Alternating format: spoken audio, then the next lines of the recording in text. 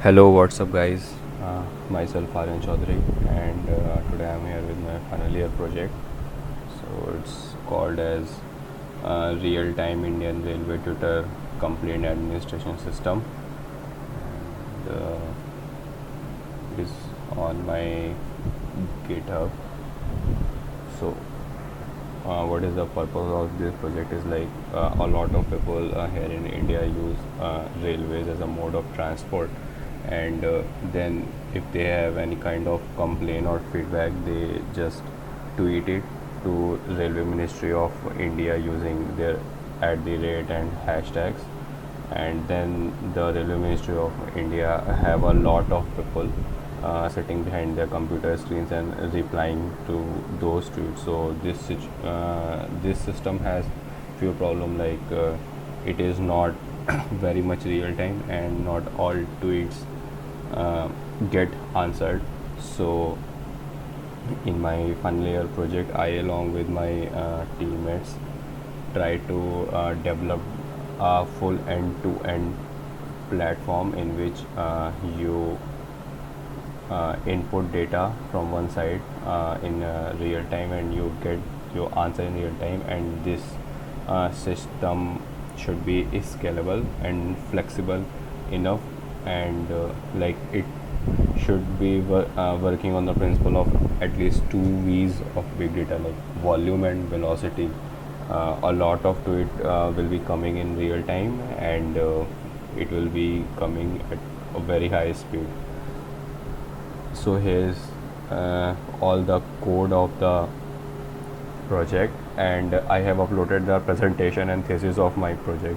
So the technology stack which we have used is, we have used big data technologies like Kafka for streaming the tweets from Twitter using Twitter API, and then we have used Apache Spark to classify those tweets in real time, and then our teammates developed a website using PHP, where you can see all these tweets classified as emergency and feedback, and there is a nice reply option if and it replies the user in real time. And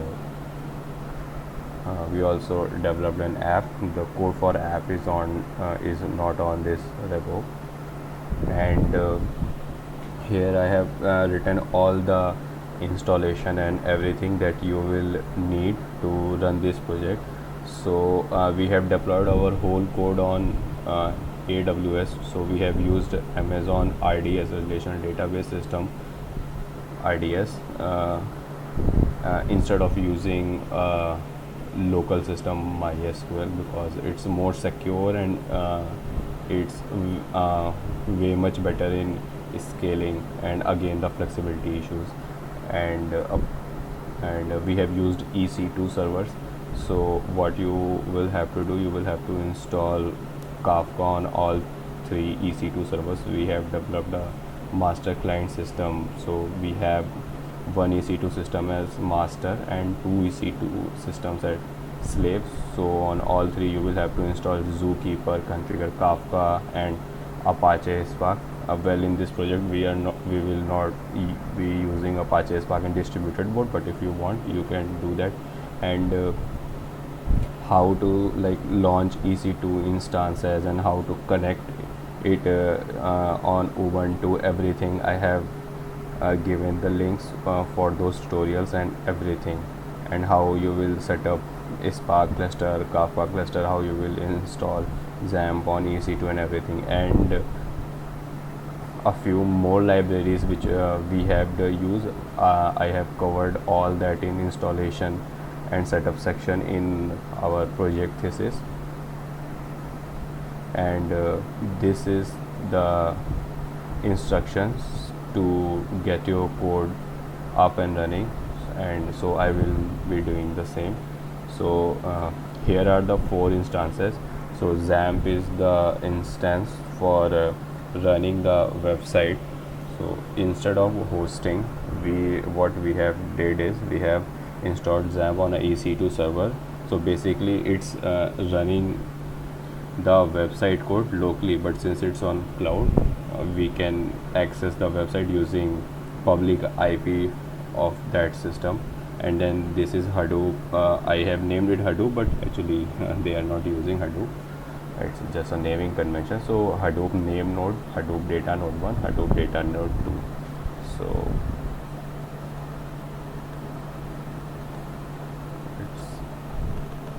I will be demonstrating how you will be using this project. So let's connect to our master system.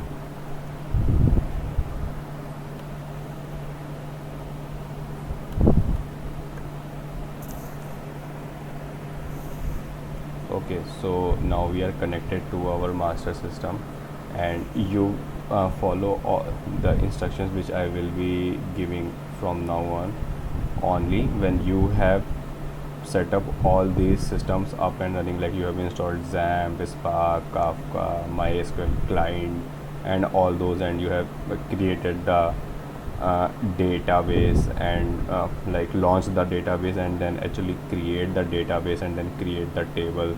I have actually also given the code for that, like you will get a IP of your database, and if you select this port and username, and then you will have to give some password which you will be setting up when you will be launching this, and you will be have to create a database whatever name you want, like Twitter, and you will have to create a table. You will also have to create actually a user table for the authentication for login module.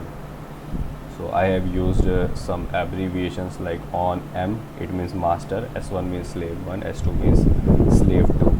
So it says on M1, M, S1 and S2 start Apache Zookeeper. So we have to just run this command on all three systems.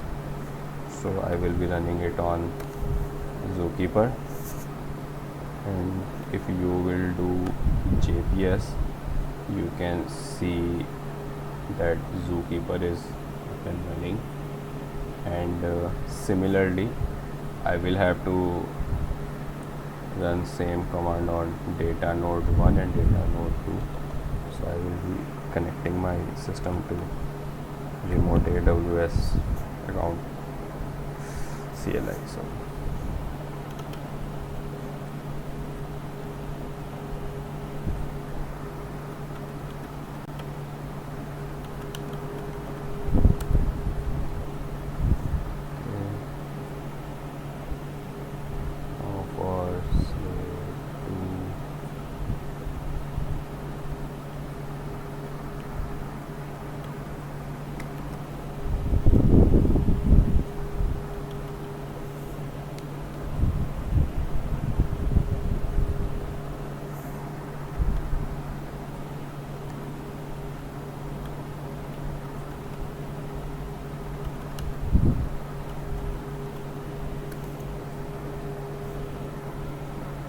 So we have Zookeeper server up and running on all three systems, and next step is to run Kafka server.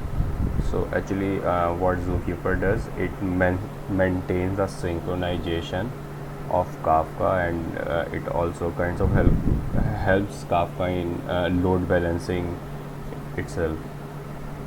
So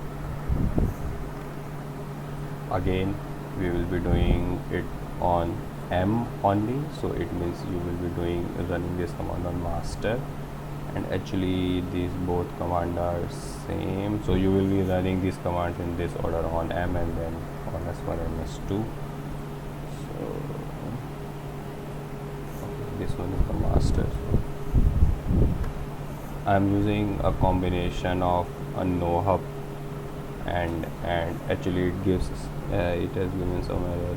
Okay, yeah, you will have to go to the Kafka directory where you have Kafka installed, because I have not set the path in bash.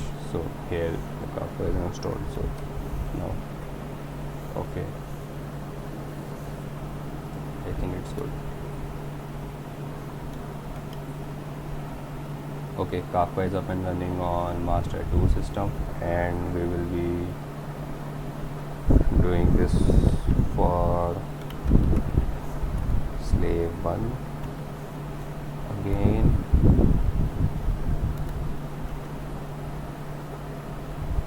And then slave 2. Okay, stupid. Move to Kafka and then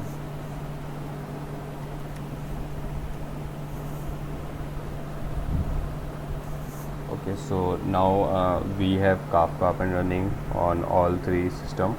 So if you are using this project initially, you will have to create a topic in Kafka.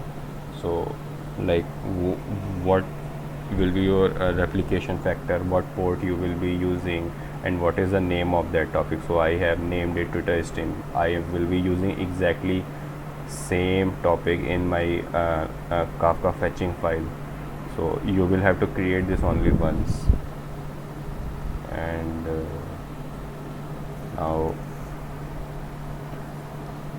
I will be starting Kafka consumer on all 3 systems in the order S, and then okay, this is the master system. So this is Kafka consumer. Okay, so as you can see, console consumer is up and running, and then console consumer on slave 1.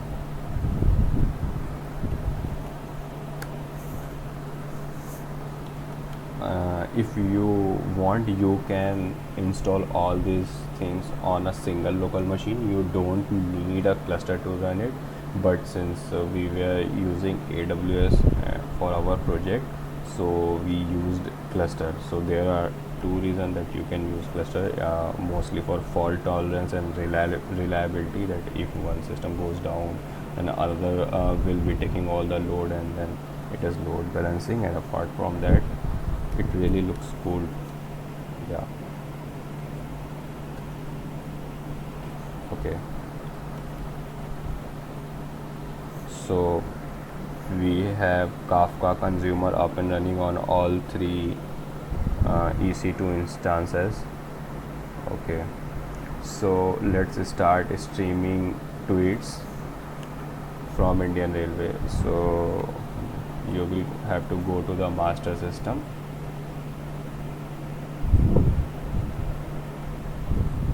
Okay.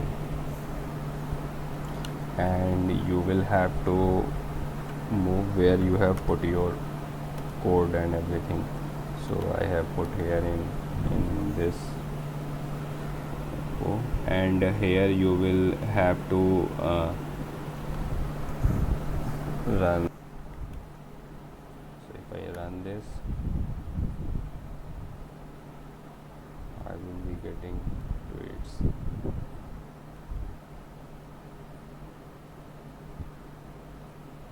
Okay, I have started getting tweets. So someone has tweeted at the Rail Ministry India and Piyush Goyal, and we will be getting all these tweets in real time.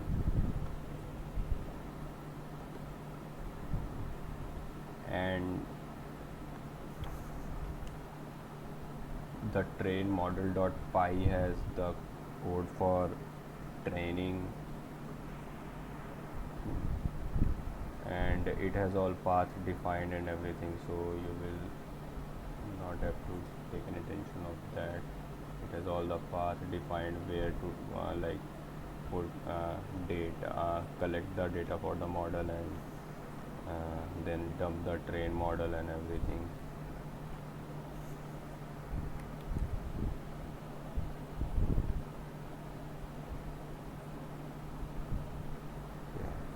EC2 master. So now I will be training the model.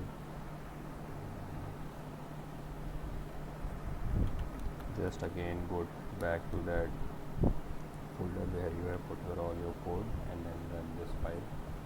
And now we are training a model on static data. Like you will have to create some data manually first yourself, or like fetch data you will have to label it so that you can train. So we have 550 600 data points we have labeled, and this is the accuracy you can see. Like you can calculate precision and recall, and like F1 score from here, how many predictions, how many labels were one, and actually predicted 215 cases, and the answer was 0, but it predicted actually 1, so it was kind of a negative. Okay, since our model is trained, now is the time to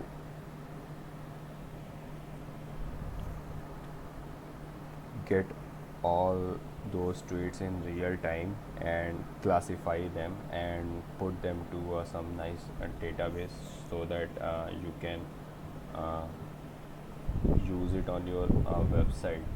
So this is the command for that: Spark submit, and then these are some dependencies, and this is a Kafka streaming dependency, and then new live processing dot file has the code which will be getting the data from Kafka console consumer, and then it will be processing that data, and it will be doing prediction on that data, and then it will send all that result along with tweet. And like if someone has tweeted with his PNR, and if his location and everything is on, so even his longitude and latitude, all these things will be pushed to a database.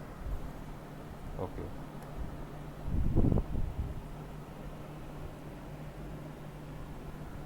So this is the Spark working in real time. Okay, processing data. Database insertion successful. So some tweet came, save railway, save country, give job, blah blah blah something, and it has been inserted to our database. And if you can see this console, this is Kafka console.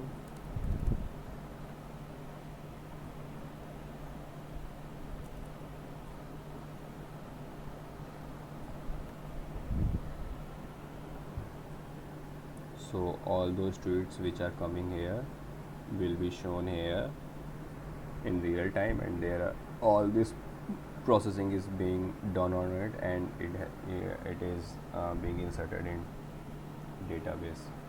Okay, now let's check the Spark UI where you can see all these processes.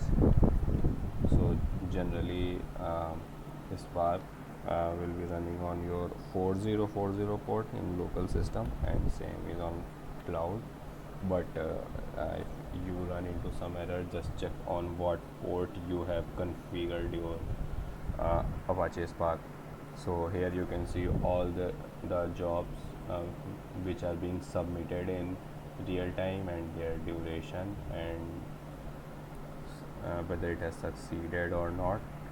So currently there have been 25 jobs, and what are the stages, storage, and so it makes a Python RDD resilient data. So it kind of uses lazy evaluation. It does not evaluate things until you like tell it to, okay bro, just let evaluate it, just process it, now is the time. So it waits and it lazily evaluates, and it does that in near real time batching. So Hadoop is like does that in batches, but Apache Spark does that in near real time, and hence it gives user a sense that it is actually working in real time, but it's in near real time. And if you want to use it in complete real time, then you can actually there is Apache Flink, which you can use. It creates a very small buffer windows and it puts the data in them, and while it puts the data, it also processes it. So if you want real real time, then you can use Apache Flink. So this is the average rate of records which are coming, and this is the scheduling delay, and this is the processing average processing time. So total delay is this much, and this is the all the batches which it has created and processed. So in last batch there were 3 records, meaning there were 3 tweets which have been processed and pushed into the database. Okay, so let's move to our website part. Since all this data is being pushed in website, let's connect to our website.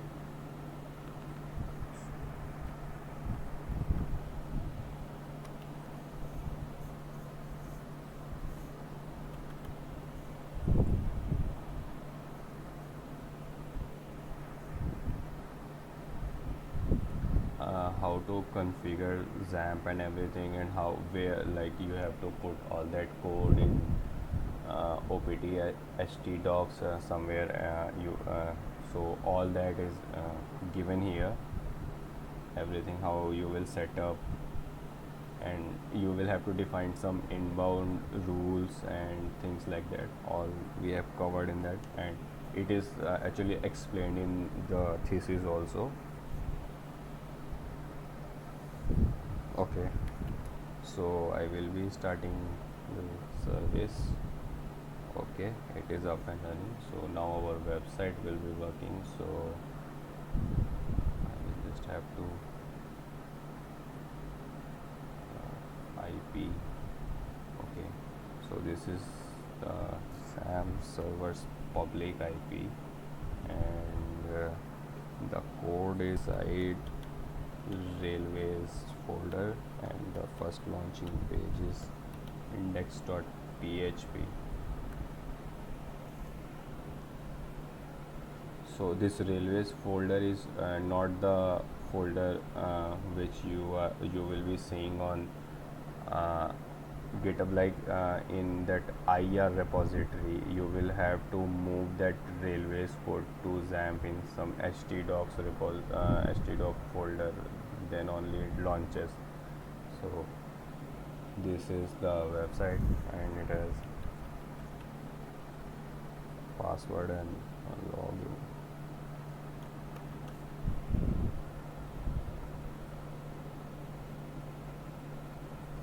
So you will be getting all that tweets in real time here. There have been some changes in maybe Twitter API, that's why this front end is a bit, there is some problem with this front end. There is some overlapping with this.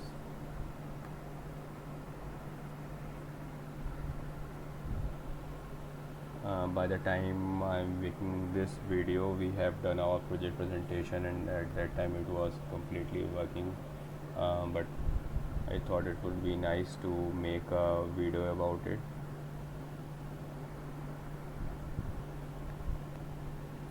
And then this is the reply section, and this is the tweet analysis part. So here you can categorize the emergency and feedback tweets in more. So this is the dummy chart, and actually we have not written the SQL queries required to do this, but if you want you can do this. So it's not tough, but our website developer guy he didn't did it because he was busy with his job and other projects. So you will have to just use % and like in the Twitter, and it will search the database, and it will update.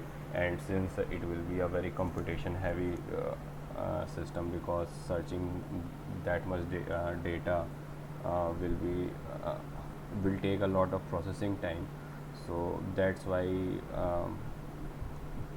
we have made sure that this page updates itself only after 24 hours, and it keeps the data like previous data in some temporary, and then adds the 24 data result and then compiles the new result. So these are some ideas which one can use. Okay, so this was the whole project, and all that code and everything is pushed here. There is some problem with reply button, as I already told. There is some overlapping problem, so we are not maintaining this project currently. So all that code and everything is present here in this repository, and in this thesis you will get all the installation and everything. Even parts of code is also present in this thesis, and once you have all the system installed and up and running, then these are the commands which you will be following to actually run the code. And we have completely open sources, so you do not need to take over any kind of permission to reproduce the same results on your machine or use the code.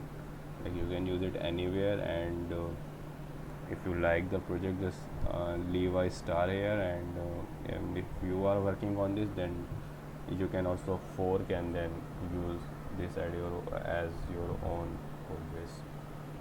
So this was all about the project. Thank you.